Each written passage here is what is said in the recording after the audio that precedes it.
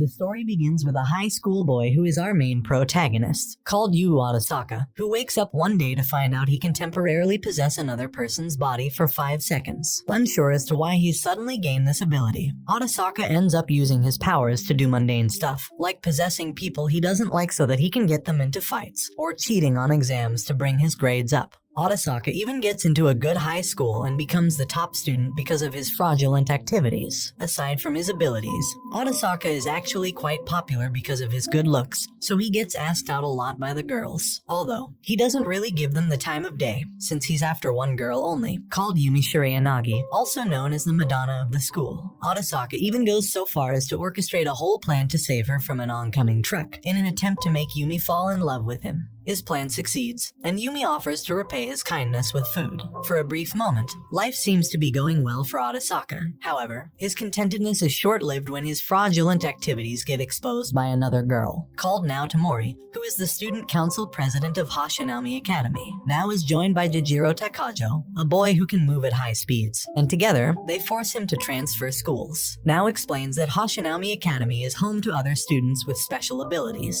They're all in one place for safety reasons, because their powers are considered as an illness, caught during adolescence, and will disappear in due time. To make him believe her, Nao uses her power, which is the ability to become invisible in front of one target. At the end, she and Jijiro succeed in their plan, and tell Otosaka that he's also going to be part of their student council to help them overthrow those that abuse their powers for no good. Back home, Otosaka is greeted by his little sister called Ayumi, who tells him they're both getting transferred to Hoshinami Academy as scholarship students, and at the behest of their uncle, the siblings also move to a better apartment beside the school. This is the start of Otosaka's adventures at the academy. At his new school, Otosaka gains more information about people with special abilities. Now tells Otosaka that people like them have long been taken as guinea pigs for neuroscientists, which is why it's important that they stick together. She further explains that the student council is the only group that is entrusted with a special mission, which is to get a hold of those with special powers and either protect them or threaten them to never use their powers. Now then gathers Otosaka and Jijiro and brings them to the student council room. Once inside, Otosaka meets the council's helper, who is another student with powers that gives them their first case. That is to find the person who can use thoughtography, which is the ability to burn images from their mind onto surfaces using psychic means. They head to a nearby school, and the trio split up to ask around for any rumors or strange incidents that involve photographs. Suddenly, they spot a suspicious student, and now commands Otosaka to possess the student to make him stop running. Jijiro proceeds to tackle the poor guy, as Nao scrounges around his belongings.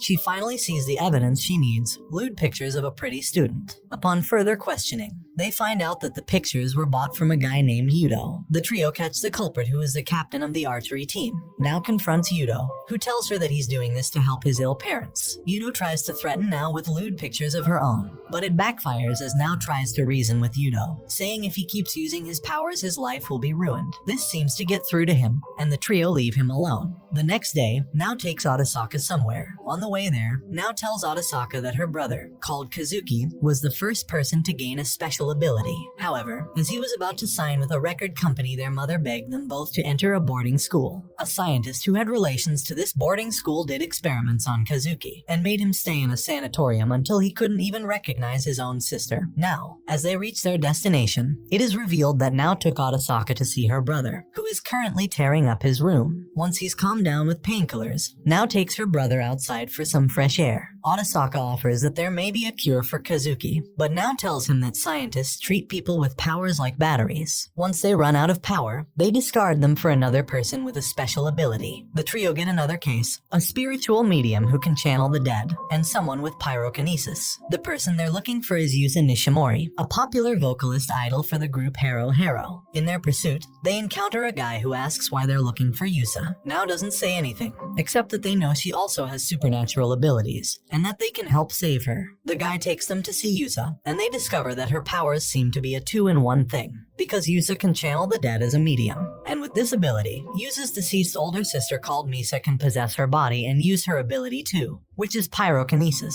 Yusa is initially unaware of her channeling abilities and thinks she's only sleepwalking whenever she's possessed. Nao asks Misa, who has temporarily possessed Yusa, if she knows why Yusa is being chased. One of Misa's friends from when she was still alive hands Nao a device that Yusa accidentally took home after a shoot. The device belongs to a TV producer, and Yusa apparently read a text text that includes incriminating evidence against the TV producer. Nao offers to help them threaten the TV producer to stop what he's doing, and they meet up with his men to give back the device. Once there, Misa possesses Yusa and throws a fireball at her friends, who disguise themselves as bodyguards of the producer in order to threaten him into backing off. With the help of Otosaka, Nao, and Jijiro, the ruse works and the TV producer runs away scared. After, Nao offers Yusa/Misa to transfer to Hashinaumi Academy in order to protect them. At school the next day, Yusa takes over the school in terms of popularity. Nao takes her to the student council room, and the group of four get their next case, a person with telekinesis. Luckily, Nao already seems to have an idea of who this person is and has footage of him using his powers. He turns out to be a baseball player who uses his ability to manipulate the game in his favor. They head to the baseball field of the nearby school and immediately confront the student. He denies it at first, and now makes it clear that their powers are only active during their adolescent years, and once they hit adulthood their powers will be gone. In order to make the guy listen to them, Nao suggests a friendly baseball match. The guy, called Arifumi, agrees. The group of four plus a couple of other students from their school start the match against Arifumi's team. As the game progresses, Nao, Otosaka, Jijiro, and Misa, who has overtaken Yusa's body by the way, use their abilities in order to eventually win the game.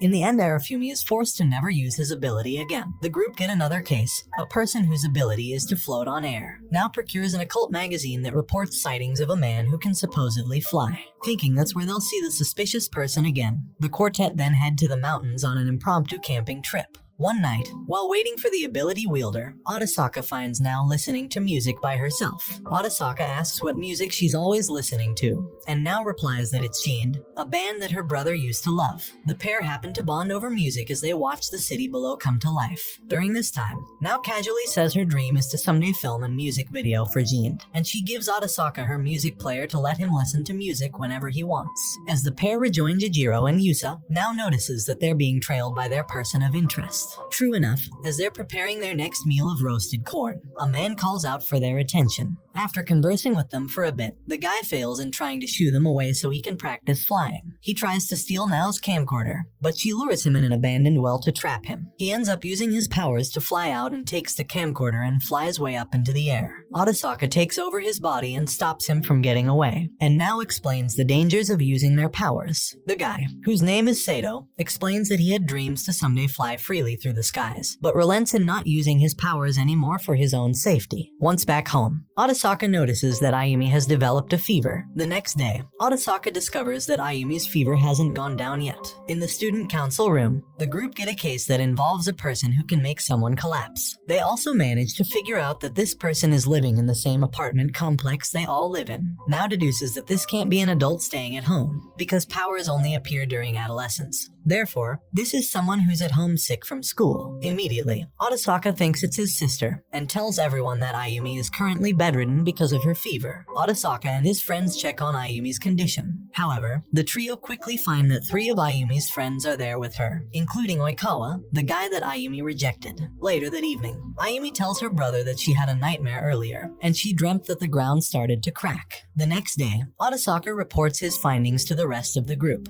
With so little information about this power, Otosaka tells Ayumi to stay home again tomorrow. Otosaka and Jijiro get called to the student council room, only to find out that Ayumi snuck in at school today. Elsewhere, Ayumi encounters Oikawa, who then asks her if she's willing to go out and eat with him today after class. However, Ayumi rejects him once again and leaves to go back to class. On the way there, she meets another friend, Kanishi, who confronts Ayumi for stealing her boyfriend, Oikawa. Ayumi panics at the sight of Kanishi brandishing a cutter and tries reasoning with her. When she couldn't reason with her, Ayumi breaks out and tries to run, but eventually gets cornered somewhere in school. Just as she's about to get hurt, Ayumi's powers awaken and the ground beneath her starts to crumble. Meanwhile, the group managed to sneak into the middle school, only to find a part of the building gets destroyed. Otosaka immediately runs to the wreckage with the hopes of finding his sister. Just then, a piece of rubble cracks and falls straight down to Otosaka. We then see Otosaka wake up in the infirmary, and a nurse calls out for a doctor to examine him. He immediately asks where his sister is, but the doctor tells him that she unfortunately passed away. The wake of Ayumi's death leaves Otosaka in complete complete shock and disarray. Unable to even make food for himself, he lives off of noodles in a cup. He even turns away his friends whenever they try to visit him. The next day, Yumi comes to visit Otosaka in the hopes to lift up his spirit, but even she gets turned away.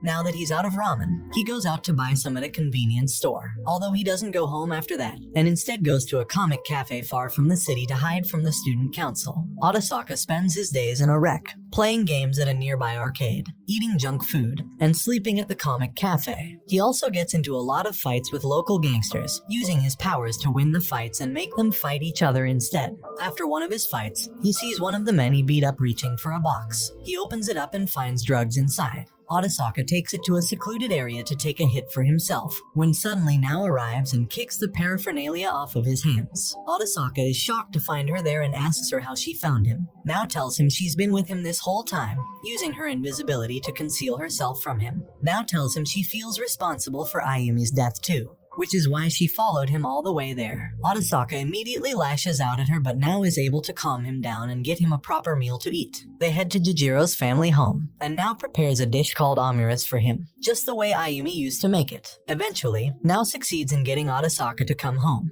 Otosaka tries to rebuild his life without Ayumi with the help of his friends. Nao gets the group together once more, but this time to ask if anyone wants to watch Jean's gig with her. Otosaka ends up getting the other ticket. On his way home from school, Otosaka encounters a disabled person who he feels he recognizes and calls out their attention. Otosaka takes the woman to a restaurant, where he learns that she's actually the vocalist for Jean, called Sala Shane. After having dinner with her, Sala instantly recognizes that Otosaka has been through a lot, just by the sound of his sighs. She asks him to tell her about it, and Otosaka does just that, and reveals to her that his sister recently passed away. Because of her insistence, Otosaka takes Sala back home so she can pay respects to Ayumi's altar. But before Sala leaves, he asks her if she can meet Nao, telling her she's a fan of the band. But Nao refuses to come visit, and so Otosaka takes Sala to see someone else instead. On the way there, Otosaka asks if Sala is completely blind, and Sala confirms, stating that she bargained her eyesight away to become the lead vocalist for a band.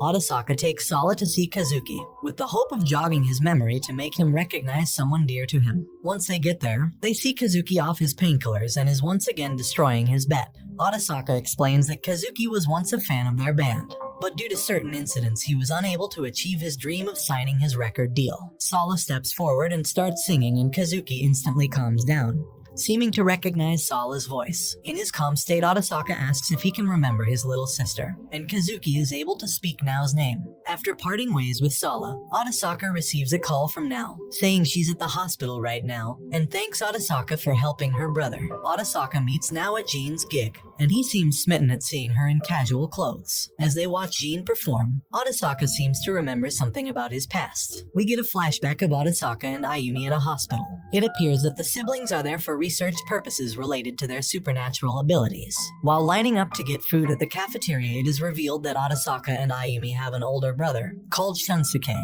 who has the ability to travel through time. As the siblings eat, Otosaka dwells on how the scientists think his ability is that he can only take over a person's body for 5 seconds, as if they found out about his real capabilities, they would take his freedom away, just like their big brother. Just then, a man named Kumagami sits close to Otosaka and whispers to him that he's found someone with telepathy, and that this person can send and receive messages from other people. Kumagami orders Otosaka to take over someone's body first, and then he gives Otosaka the location of the person with telepathy. Meanwhile, 3 other people are eating lunch in a secluded room. Ayumi asks that Kumagami, along with the 3 other people, are isolated from the rest of the group because their abilities are pretty amazing on their own, though it's not clear yet what they actually are. After some time and tests have passed, Ayumi is taken by guards to an undisclosed location, but Otosaka protests, saying that she doesn't have any powers. When he tries to reach for her, Otosaka is tased and wakes up to an earthquake and an announcement that their block will be shut down momentarily.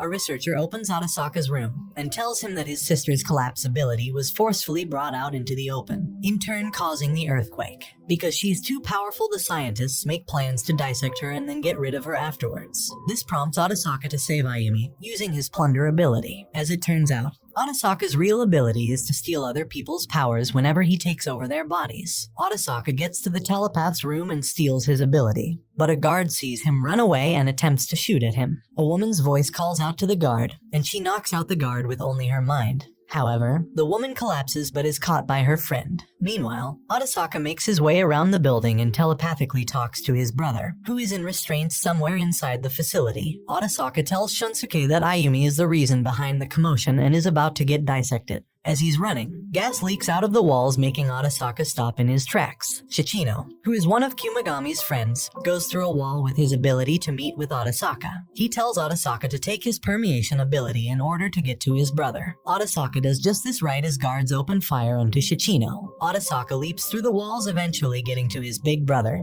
and frees him from his shackles. Shunsuke uses his time leap just as guards open up his door. And we cut back to present time as Otosaka wakes up in a room with Nao. Nao tells him he collapsed during the gig, and Otosaka tells her he might have one more brother somewhere. Just as he says this, a man enters the infirmary and it's Kumagami. This guy is also the one who's been helping them locate the people with special abilities in their investigations. Kumagami tells the duo that Otosaka will save Ayumi from dying by using his brother's time leap ability. Kumagami takes Otosaka and Nao to a secret facility and leads them to Shunsuke, who is now blind. We get a flashback of Shunsuke, Otosaka, and Ayumi as kids from Shunsuke's point of view. As the kids are eating breakfast, it is revealed that Shunsuke can actually see into the future at this point, even pinpointing the exact date of their capture. Shunsuke narrates that after creating Time Leap, he became friends with Kumagami and his group. In a basement somewhere in the city, Kumagami leads Shunsuke to meet the rest of his friends. We have Shichino, with the ability to pass through walls, Medoki, who can hypnotize anyone to fall asleep, but she ends up falls asleep afterwards, and Midamori, who can erase memories by touching the target. Shunsuke was able to create a secret organization filled with teenagers with special abilities. Eventually, Shunsuke decides that they need funds in order to employ other people, and thus makes another time leap into the past to bet on horses, or gamble, or win the lottery. However, by using up so much of his ability, Shunsuke's vision starts to get blurry. He figures out that he's slowly going blind because of the overuse of power. At this point, Shunsuke has already celebrated his 15th birthday countless of times already. But while eating with his siblings, a young Otosaka asks him what his plans are for high school. Here, Shunsuke gets the idea to establish Hashinomi Academy in an attempt to save his siblings and other kids like them from getting experimented on by scientists. However, Shunsuke can only go back in time for one last time leap before going completely blind. Shunsuke goes back in time, saves all of them, and buys an institution to start his plans. However, Shunsuke makes one last request, and that is to erase Otosaka and Ayumi's memories of him because he can't risk people knowing of his existence. Kumagami also follows suit and builds another school that will protect people with special abilities, now known as Hashinomi Academy. Back in the present, Nao tells Otosaka that she and Jijiro have always been aware of what Otosaka's true ability is. Upon further investigation, every person Otosaka has possessed have lost their special ability, making it clear that once Otosaka steals the power, it's gone for good. Shunsuke asks Otosaka to take his time leap away to go back in time and save Ayumi by taking the collapse ability from her. Otosaka goes back in time on the day that Ayumi is on bed rest because of her fever. Otosaka wastes no time in telling Nao and the others about Ayumi's special ability, and he relives the entire day with Nao. However, before she leaves his apartment, he tells Nao that he actually used Time Leap to go back in time to save his sister. With Nao fully understanding what's going on, Otosaka goes back inside and steals Ayumi's ability before she gets into the accident that kills her. The next day, Otosaka drops off Ayumi at school. Now, Jijiro and Yuza appear and disguise themselves to sneak into the middle school.